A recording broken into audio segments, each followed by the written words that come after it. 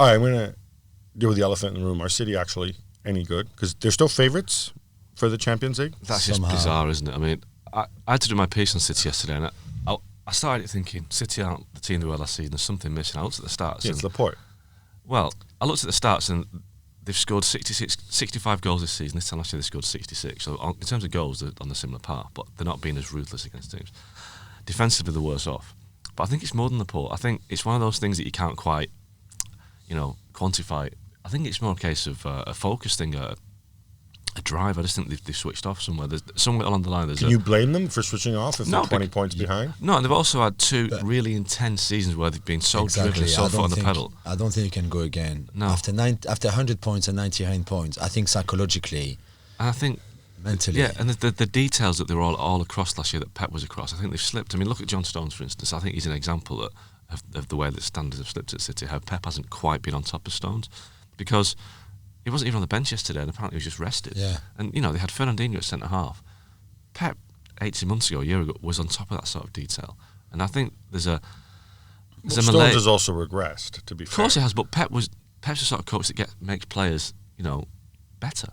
And why has he allowed Stones to disintegrate as he has, And I just think it is a focus thing. And I think the problem with City is that, like you say, Jules, that when you're chasing a team that's 22 points ahead of you, who's had a freakish season, if you switch off, it's inevitable, but you can't switch it back on again for the Champions League. Right. There's no way they can go to that Real Madrid game and suddenly turn on. What's interesting, just on that yesterday, is that Pep kept the players an hour after the final whistle in the dressing room. As in, he actually locked them in. You could not go in or go out. The door was locked for an hour. I mean, okay, he's not. He's frustrated because, like we said, they did a lot of good things in the game yesterday. It was just not there. They were unlucky. What'd you say for an hour? I mean, he clearly roasted them, right? He must have roasted them. Did he? He must have. He said after the game that he didn't. He said after the game that this is football. You can do everything. Why'd you keep them an hour then in the dressing room? I don't know. No one can go in. No one can go out. But look, I mean, you're guessing at what he said. I don't know. I haven't any leaks from City suggesting that that's what happened. But if you're happy with the performance and you said, you know what, we were unlucky with the result at the end, but I'm happy with the performance. You don't keep them an hour in the dressing room. And I think that the players in the mix zone was kind of a giveaway as to what they really felt. They were terrified to talk. It was like, not today. No, thanks. I think Pep's killed him in the dressing room, but he defended him in the press conference. Like Fergie used to do at United, that his tactic was, I'll hammer you behind closed doors, but in public I'll say the right things. But obviously, Pep isn't happy, and he's been there 4 years now. And I think 4 years is usually Pep time, isn't it? He's kind of can he go again and reinvent his team? I'm a channel my inner Stuart Brennan and say y'all are just engaging in some lazy media speculation. Well, he is, not me. Well, you said he was really angry and he was really... Why would you keep them an hour then? Tell me, why would you keep them an hour? He explained it. He was talking to his staff and talking to his wife and whatever. And imagine, so they missed 4 of the last 6 penalties. How is that even possible? Imagine for someone like Pep, who is so OCD with details and obsessed with things. How are you going to be detail-oriented to help somebody take a penalty? What are you going to do? I know, but he said the other day, maybe we don't practice them enough. Maybe, come on. I would take issue a couple of things here. One is, they played well enough. They deserve to win. It's football. Sometimes you don't win. I don't know what the hell he was talking about for an hour in there. Maybe maybe they're playing Candy Crush. I don't know. But I don't see a big alarm bell. For me, they're still the favorites for the Champions League. Seriously? How? Along with Liverpool, because they have very good players. But how can they be favourite with Liverpool when you clearly see the contrast between the two teams? It's not a debate even.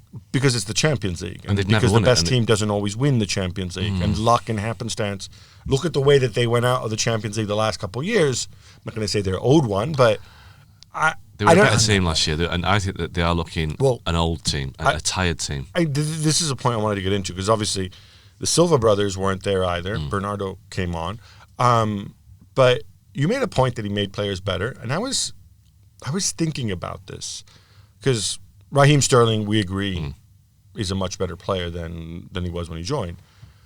But some of these other guys, I don't know, is Riyad Mahrez better? And you could make a point that Bernardo Silva's improved too. Is Kevin De Bruyne better? But better than when? Than last year? No. Than before